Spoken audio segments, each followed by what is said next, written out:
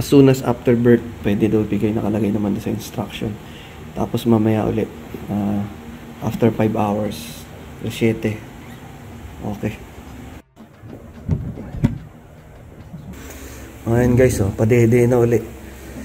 Tapos, bibigyan na uli namin sila ng puppy boost. Actually, late na nga eh. Dapat kanina pala 7. Alas 9 na.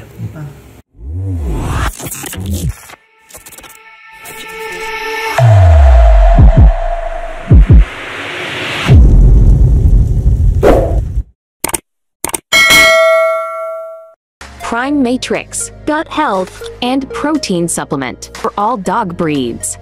Video natin. Ayan guys, biyahe na angkas yung CBR natin. Diyan lang naman tumapunta sa Antipolo eh. Pagka mabibisita pa natin sa shop niya. Ayun JHD page niya. Napuntahan natin yung shop niya minsan. Doon natin patira Aerox natin. Kaya ayos. Okay guys, ito na yung mga puppies natin. Yan na, 7 sila. Yung mga anak ni Emily. Si Emily guys, gising na si Emily, bagong cesarean. Ayan, hindi talaga kaya na itong mga anak ng normal. Kasi ito yung lalaki ng mga tuta niya. Tapos puro taba. Mataba si Emily. Ayan, groggy pa eh. Pero gising na siya. Ayan, papahinga na. Mga after 2 hours pa namin papadidein yung mga tuta para bumuka pa yung mga baga nila. Yan. Tsaka namin bibigyan ng papadidein to kay Emily. Colostrum. Colostrum yung unang ilalabas niya. Mamaya papadidein natin kay Emily yan. Mga after 2 hours didede. Pakita ko muna sa inyo yung mga puppies niya. Ayan, ang gaganda ng kulay, puro lilac Ang tatay pala nito si Baby Ama. Ito parang si Epi ang nguso ang buntot Epi din kasi si Emily nanay, ayun yung nanay din ni Epi. Ano to? Uy, lalaki, may pototoy. Ganda lilac, halos puro lilac. Pero itong isa di ko sure kung anong kulay na ito parang may pagka blue siya di ko alam kung dumi lang yan parang magiging brindle siya. Hindi ko sure eh. Tingnan natin. Parang blue brindle. Parang lilac na brindle. Tingnan natin. Kasi parang pa siya. May batik-batik eh. Pero the rest lahat. Mga lilac or champagne. 5 lalaki, 2 babae. Itong blue na to. Ang laki na itong aso na to. Kapal eh. Lalaki din to. Parang siya yung kakaiba yung kulay. Parang lilac siya, lilac brindle lilac. Ganda nung pagka malinis, pagkabatik. Tapos ito to, lalaki din yan, 2 yung babae rito eh. Ito ba lalaki din laki din ito. So far okay naman sila lahat, wala namang may bingot. Sana malalakas. Ito isa dumudugo yung ilong niya. Ano ba to? Lalaki din. Tapos yung ulo niya, hindi pa siya fully develop. Dumudugo pa yung ilong. Punas-punasan na lang namin. Punasan mo yung uso mo dyan. Ayan Kanina nga mas malakas yan, pero ngayon hindi naman na. Baka sabi nung vet na nag-CS, sabi ni Doc,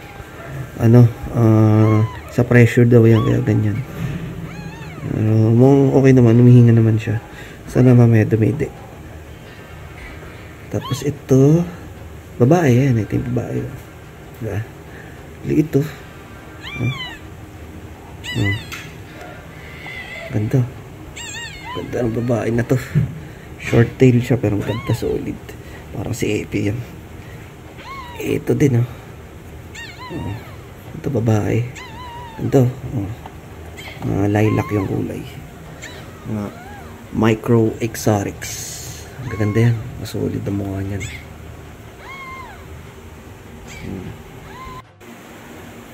Ayun guys, binuksan ko na yung puppy boost. Ayan.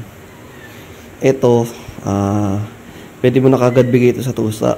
Ayan, nakalagay sa kanya. 1 ml as soon as after birth. Tapos, 1 ml uli after 5 hours. Tapos, 1 ml uli kinabukasan after, a day. Ayan, after the day, after birth, if necessary.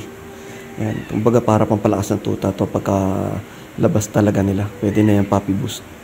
1 ml lang. Yung mga ang tawag dito, yung NutriPlus Gel or mga Troy NutriPet, yun, pwede yun, mga after 2 weeks na. Pero itong Puppy Boost naman, pwede to kahit bagong panganak. Para pampalakas sila. Okay. Bibigyan na natin sila, tigo 1 ml lang. Ayan, meron naman siya marker. 0 to 1. Ayan, tigo 1 ml lang. May guhit naman yan. Kaya hindi ka mapapasobra sa bigay. Ang lamang kasi nito ay 15 ml. Okay, bibigyan na natin. Okay. Yan. Maganda sa kanya mayroon siyang tube. Para sasaksak mo na. Diretso na rin sa lalamunan nila.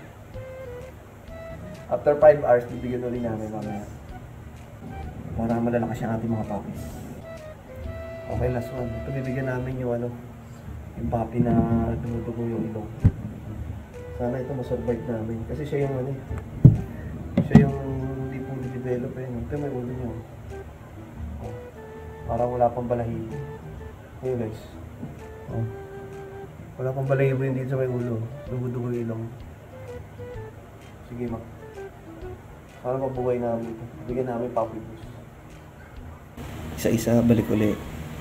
Nandun kasi sila kanina. Kay Emily. Si Emily tulog eh. Mga 2 hours pa eh. Ano nangyari dyan? Laway. Niluluwa niya siguro. Isipan dito ka. Yan. Okay. Gutom na. Ha? Gutom na. Sige, okay lang yan. Mamaya na natin sila padidihin. 3:30. Pwede na yan. Time check. 2:12 pa lang naman eh. Okay lang yan.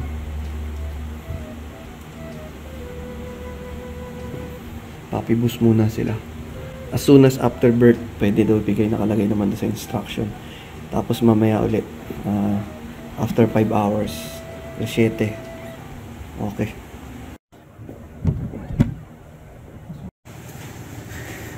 Ayan guys, dumidede na yung mga puppies natin. Yung isa dumidede na rin, yung sinabi mo kanina ayaw. Hindi, ito. Ayaw pa din. Pero malaki pa yung tiyan niya eh. May 3 nga ayaw dumidede. Pero mukhang busog pa siguro.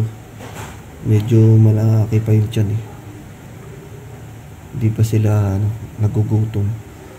Pero yung iba dumidede naman. May 3 lang. Ito yung isa, napasip-sip ko konti. Mamaya na lang ulit. May pa naman yan eh. May mga laman pa yung tiyan niya kasi diba kakagaling lang din nila dito sa kakasiyes lang din naman kanina. Mamaya pa yan. Hindi pa sila nagugutom yung iba. Yung iba rin naman konting sip-sip-sip-sip lang. Kahit makainom lang ng tig mga 0.5 ml yan, okay na yun.